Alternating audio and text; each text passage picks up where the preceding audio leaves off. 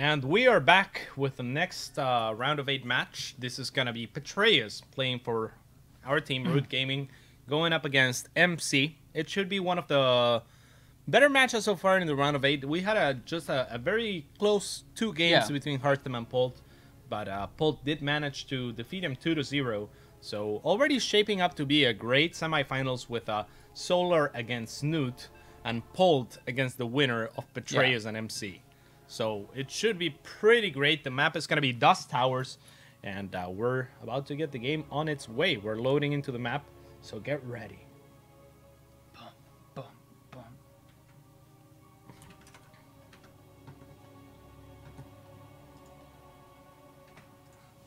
And we are in. This is going to be, of course, a PvC on Dust Towers. Taylor, take away the introductions. Okay, well, spawning here in the bottom position of Dust Towers, it is the blue Protoss, MC. And in the top position, representing Ro8 Gaming, it is the yellow Zerg, Petraeus. So what kind of style do you think we'll be seeing from Petraeus? I'm not sure, to be quite honest. I haven't seen a lot of his playing in Legacy of the Void. I know he's doing well on the ladder. He's got pretty good stats. He plays pretty much on every server. So we'll see what he has prepared. And now Petraeus has always been a macro-oriented player. He's always been comfortable with unit compositions that a lot of even top Koreans are not comfortable with. For example, and Vipers and Infestors used in combination is a unit composition that, for example, even Hydra has trouble with. And that's because not everyone has hotkeys set up from Wings of Liberty and Heart of the Storm to allow for extra spellcasters as Zerg players. Yeah. So when the Viper was introduced, it's like people had to either rework their hotkeys entirely or not do that. So Petraeus, of course, one of the better players, I would say, at using the combination of Blinding Cloud and Fungal, and it would not surprise me if we see that type of play maybe heading into Ultras or just late game compositions by Petraeus. However, it is important to point out that MC is a very aggressive Protoss in Legacy of the Void against He Zerg. does like his timing pushes. Yeah, so from that angle, we may not get to see Petraeus play in his comfort zone if MC can apply enough pressure early on. So we'll see what happens here. It seems like the PvZ matchup on this map has pretty much been the same always. CC first, 3-hatch. Nexus first. Sorry, thank you for correcting me. But it hasn't really changed besides that. Now, we do see a Zealot coming from MC instead of the double-gate Adept, which we've seen a lot of Protosses do, because you get those 2 Adepts in your middle line, you force a lot of Lings. What do you think about this? You think he's just going to go for like a Stargate maybe, or...? You know, that type of opener, like the 2-gate Adept, gets weaker as people learn how to deal with it. So we saw, for example, Solar deal with the 2-gate Adept very easily against Puck. He basically just went for the gas first before the pull, and that allowed for his Lings to have speed and be able to take the Adepts down without taking any additional damage. Now, that was cross positions, so of course that plays into it as well, but this map has a relatively long rush distance, so MC may not want to risk it. He's just giving Petraeus enough credit to say, you know what, I'm not even going to try doing the 2-gate Adept because I might set myself behind from it. Instead, he opts to go for a faster Stalker, and what this does is it denies information. In Legacy of the Void, because the timing of things has changed and been, you know, like sped up basically by the economy, because you start with 12 workers as opposed to 6, you get units out faster like the Stalker before the Overlords can come in for a scout. So it's very easy for the Protoss players to deny scouting against the Zerg if they choose to do so. So now the good thing for Petraeus is he watched MC's matches yesterday, so he should know more or less what. He should know like what to potentially expect, or that MC really likes his 2-base timings. He pretty much faked a third or took a third that he wasn't planning to use every other game, and Petraeus is gonna go in and sacrifice the Overlord. Actually, a little bit of a misplacement, I would say, by MC even on that Robo facility. Yeah, it gets spotted. Yeah, just because it was always gonna get spotted unless MC had Stalkers in position to not even allow the to get close. Yeah, the Overlord to get close in the first place. So, of course, there are pros and cons to pretty much everything in StarCraft 2. the pros of the stalkers surrounding or being on the edge to deny the Overlord would be that the Overlord will not get any information. However, the pro is that, you know, the Overlord will be committed if they choose to go in. And we saw that MC delayed all of his gateways up until the Overlord was taken care of. Exactly. So he's pretty much saying, I don't care if you scout me. But one good thing that Petraeus has going for him is he has kept an eye on MC's third throughout this entire time. It would not surprise me if Petraeus drops some blind spores to account for Direct Templars and potentially or even watching the last games. Stargate units. Like even watching the last games, this is the same push MC did against Gem Rising last night. So we'll see how Petraeus is able to defend it. Well, he's already in a good position to defend it. He scouts the third going down, but he has 4 Ravagers already. What that's gonna mean it's that if the War Prism wants to siege, this is gonna happen. So that's fantastic already for Petraeus. One shot off. He didn't have the 4th Ravager in position. It was just that could have been huge, because then he doesn't need to make any additional units. Because he wasn't able to deal with the War Prism right away, he's forcing himself to make 6 additional links that could have been an extra 3 drones. However, identifying that MC is no longer committing to this, goes back to droning right away. Great decision making by Petraeus. Could have been a little bit better had he taken down the War Prism and gotten rid of that threat. With the, it's always scary to have a War Prism out on the map. Yeah, with the extra Ravager, but overall a good defense by Petraeus. And the follow-up by MC though is going to be a macro one to some extent, and this harassment does set him a little bit behind. Petraeus, very confident in his macro and his ability to defend this, is gonna be dropping a 4th base. Almost friendly fire. Almost friendly fire. But this is a really abusive spot for the Protoss player to abuse that War Prism, going to the back expansion, going back to the third. It might fall. It's warping in. It's not going to be able to get out in time. And yeah, that's good for Petraeus. MC's going to try to find damage with this Adept. Now, here's where MC got Jim Rising, but he's not going to be able to get Petraeus with the same tactics. Petraeus paying a little bit more attention than Jim did. Is it enough, though? He will lose a couple of drones. But with the Ravagers here, he should be able to minimize losses and take care of this Adepts as quickly as possible. Letting a few of those... They are slippery. They are very slippery. The cooldown on the Shade is very low. Yeah. But Petraeus overall with a great defense, I would say. And there's not a setup for a follow-up for MC. Instead, he added the Robotics Bay, which will mean that we might be seeing Disruptors added onto MC's composition soon. And Petraeus is going for a Spire, which is going to be great because he hasn't seen any Stargate play out of MC. And the Robo, of course, which is the tech of choice for MC, it's an investment in itself. And, you know, it wants to produce units, and none of those units can shoot air. So, Spire, a great decision by Petraeus in this particular position. And I would say he's in a great spot so far this game. So, saying that gateways, 6 more gateways go down, you think he's going to hallucinate Scout? And if he sees the Spire, will that entice a big push? Because he probably doesn't want to deal with mutas on the map. So he just wants to push in, make the mutas come home, and hope that he can just overrun the Zerg player. Sure, but this is brilliant tactics by Petraeus already. Having the Ravagers out on the map is going to slow down MC's push. And what Petraeus was trying to do with this is to buy time for his muta. Now, MC doesn't have Blink. Petraeus is probably aware of that by now, because otherwise, you know, he would have lost a Ravager or two. But Petraeus is actually banking up a lot of money for the muta, and he's gonna. Oh, I love this. He's gonna try to pull MC back with a counterattack. He doesn't really have the option to defend with a muta in committing his army towards MC's base. But what he can do is go for a full-on base trade once the muta are out, and he is making 18 muta all at once. This attack did not pull MC back though, and I think that Petraeus was counting on that, because he's actually being really hesitant to re-engage here. He maybe thinks that he has enough back at home with the muta, but there are force shields available, so reinforcements will be hard to come by. Now, MC did waste a Disruptor shot, and that could be huge. Ravagers are gonna have to get rid of this force shields with their corrosive bile, but Petraeus is pretty much committing to this really hard. Does he have enough to take down the War Prism with the muta? He probably should be focusing down the War Prism, but he's not. That's going to allow for another Warp in from MC, and this might just be too much for Petraeus. It's going to be close. The Disruptor gets 2 Ravagers. That's pretty big indeed. And another Warp in will be available soon for MC. So this is getting a little bit dangerous, but there's a pretty good number of muta, and there's not that many Stalkers. He needs to get rid of the War Prism. Now focusing it down.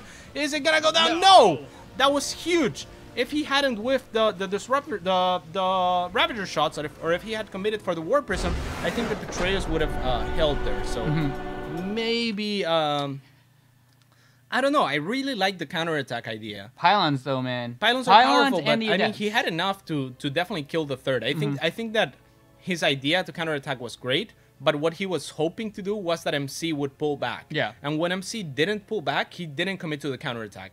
So it was basically a bluff. Yeah. But I think MC he should have committed to the bluff because again, like I think that a base trade would have been the best way to deal with it. He decided basically, I will have enough once my mute are out to stop your attack. But upon not dealing with the War Prism, that meant that MC had an extra 12 stalkers or something. It was a huge gateway with. explosion. Exactly. So if you deal with the War Prism right away, then there's 12 stalkers less than you need to that you need to deal with, and then you can just stall and wait until you have enough to deal with whatever army is there. And even if you lose a base, guaranteeing that your army will trade cost efficiently against his could get you back into the game. So, a couple of decisions there that Petraeus could have done differently, but overall, he played a really solid game, especially early on, deflecting the aggression of the 5-gate pressure with the War Prism. Yeah. After watching that game, I think that Petraeus stands maybe a higher chance than I had given him to beat MC here. Again, just a couple of decisions that could have made the game go in a completely different way. The next map, of course, is going to be Ruins of Seras. And this should be a pretty good one. Did you just fart, Taylor? No, that's the couch. Oh, is it the couch? It's convenient. Does the couch smell like this as well, Taylor? Smell like what? I'm just kidding, man. The viewers are going to think I just totally like farted now. Like, oh my gosh. Thanks, cats. No worries. Thanks. Yeah. So, Ruins of Seras is going to be the map. And spawning in close by air positions, we have on the bottom of the map the president himself, Min Chul, some call him, Streamer MC. That's his Twitter handle for anyone that wants to follow him. And in the top position of the same map, it is going to be playing for Root Gaming, the Yellow Zerg, Petraeus. So how do you like these spawns? Like I literally made a hand sign for Taylor to like cast a little bit because my throat hurts, and like the first thing he says, ask me a question. Like, well, I'm just trying to get your knowledge from this because it is a PvZ and I play Terran, so it's a yeah, definitely. We've seen a couple of aggressive openers by Zergs on this map. The reason for that, for example, is that the natural base is pretty wide open. That means that there's gonna be a lot of room to cover for pylons, which don't have the greatest range ever, and it's going to make it relatively easy for the Zerg to maneuver there. However, Petraeus is just going for, a quick hatchery instead of the early pull that we saw from, for example, Destiny or Solar even earlier on. And MC will still be going for a Nexus first. So that is why this type of opener can be so popular, right? The early pull on this map. Again, it can punish Nexus first pretty hard, as we've seen in the previous 2 games. But again, Petraeus just playing safe, and MC giving enough credit to Petraeus, saying, "Okay, so you're a macro player. That's where you excel. I doubt that in your when it's your tournament life on the line, that you will commit everything to." Now this is MC is the first Protoss player on this map in PvZ not to go Nexus first. Seeing the previous games with the early pulls, you think he was? Oh, he did go Gateway first. Yeah. So do you think it was because just seeing the previous games about the early pull that he got maybe a little paranoid that most Zergs are going to do that? Yeah, quite possibly. And we see that Petraeus is going for not a 3 hatch before pull, as we saw previously, but just the gas and a pull right after the hatchery. We'll see if he mines past 100 gas, and he does not. So that's cool. He's just getting the speed, and potentially that'll allow him to easily deal with things like 2-gate adepts. MC is chrono boosting a unit out of the Stargate. Petraeus perhaps a little bit paranoid with the Overlord. He doesn't want it to be a stalker again. But all in all, Petraeus playing a very safe, confident game here. We'll see what he can make out of this. He's about to take his third finally, but he will have the tools to deal with any adept harassment. So MC is still committing to it, and that's a tad surprising, but I don't think that Petraeus has necessarily seen this adept move out. So he might be underprepared. just for one adept. So maybe like it's just for scouting and whatnot. Maybe, and you know, like from MC's perspective, yeah, it's probably just for scouting. Like he's probably not looking for a lot of damage with this because he knows that Petraeus didn't open with 3 hatch per pool. So it's gonna be really hard for the adept to find damage. And once that speed is done, if MC is not careful, he will end up losing the adept, which is, you know, a considerable investment early on. The earlier in the game you lose any units or any economy, that's when it hurts the most, right? Because replacing those units is gonna make it so that you have to slow down your economy or your tech, and you have to be really careful with that. Now we just see Twilight Council. Oh, this is cute. Wow, this is really nice. More links? I think he's gonna wait for the other links. I wish he had. Oh, he did make more than. Yeah, so this is gonna be pretty cute, and likely he has a couple of extra links that he can poke in at the front and potentially pull MC's attention to the front while he harasses in the back. So right now he's showing the links over there. He's poking in, trying to force a force field, just making it so that the Protoss Overmind or whatever it's called tells MC that there's something going in the front, and then goes and backstabs from behind. But all in all, no worker kills. MC paying a lot of attention, despite not knowing that this was going to be an Overlord drop. So really, really well done from him, just having 2 adepts in position and knowing that the Mothership core at the front should be enough at this point in the game to pretty much, you know, withhold any pressure from the front. So very well done from MC, not taking any damage from that. It's an investment for Petraeus, but not a big one. As we can see, it was just 3 gateways. Let's see if he goes down to the 5 gateways where he normally does. So that's 4 gateways total. He'll probably add on 1 more when he gets the minerals for it. But this pretty much looks like the same push he did before, on Dust Towers. And he's actually, I think he likes his push a lot. And with the base layouts, would you rather have Petraeus taking the closer third, or is this third okay for your PvZ? I think this third is fine. And I think I really like MC's use of the map, going for the quick warp prism here, because there's a very short rush distance by air, which will allow him to potentially apply more counter pressure earlier to Petraeus, who is already taking a very, I would say, greedy fourth, knowing that MC doesn't even have a third yet. Yeah. But because of how the larva mechanic has been changed in Legacy of the Void, and you only get 3 larva per inject instead of 4, sometimes you do need that macro hatch earlier. Petraeus has a lot of units in production, but is it going to be enough? Against this many adepts, I really like Banelings, but Roaches are going to work too. So we'll see what Petraeus is able to do. He's going to have to pull back in case those... Oh, and the adepts do commit! This is huge for Petraeus. He could get a huge surround, maybe some corrosive bile, but it looks like he's going to get rid of this. At the same time, MC in the main of Petraeus is going to be harassing with a Warp Prism, as we talked about. So Petraeus forced to evacuate his main, still with a supply lead. MC harassing all over the place. He's so very good at this. This is why we saw Jim Rising make a Spine earlier today, but Petraeus not having workers at his main makes it so that that base is no longer a liability, and he can just split his units to deal with the harassment on 2 fronts rather than 3. So a very smart choice from Petraeus, a very smart choice from MC. Not taking too much damage, though. Only 9 workers kills, and he's got his 4th base. Exactly. Petraeus once again going for the Spire. Now the Spire also a good sensitive choice on this map, because that'll allow Petraeus to harass MC's base and potentially get back to his base if he needs to defend with those Muta later on. So it will also potentially get rid of the Warp Prism. So all in all, a very good comprehensive strategy from Petraeus. We'll see what he's able to make out of it. He really needs to mine those gases if he's going to want to have a decent number of Muta once the Spire is done. He is on 4 base, and he already took up to 8 gases. So it's just a matter of mining them and having enough resources backed up so that when the Muta do come out, he will have a very short distance between his main base and MC. So again, a really good strategic choice, taking the map into account. And yeah, like you said before, without that Spire, it's not really an effective way to take out that Warp Prism, just because of the range that you can pick up units pretty much from a safe position. He's going to come in here, poke. He will scout the Spire, so this might entice a strong push from MC. As a Protoss player, it's really hard for to counter Mutas while being like out on the map. So a lot of Protoss players like to go for that huge push and try to end the game then and there. And that's exactly what we're going to see. He's warping in additional Stalkers to deal with the Muta. So Petraeus is going to have to make the choice once again. Does he want to commit to a defense, or does he want to go for a counterattack? It's not going to be easy. by any means, but he does have those Ravagers, and the Muta will pop up. So maybe this time around he will try to get rid of the Warp Prism earlier. Now the question is, does he have enough?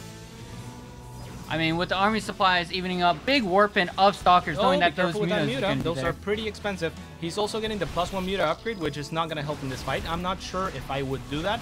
He has to be really careful with the Force Fields, and Muta and Lynx chasing down the army of MC. He already used he already used the Immortal Shield though.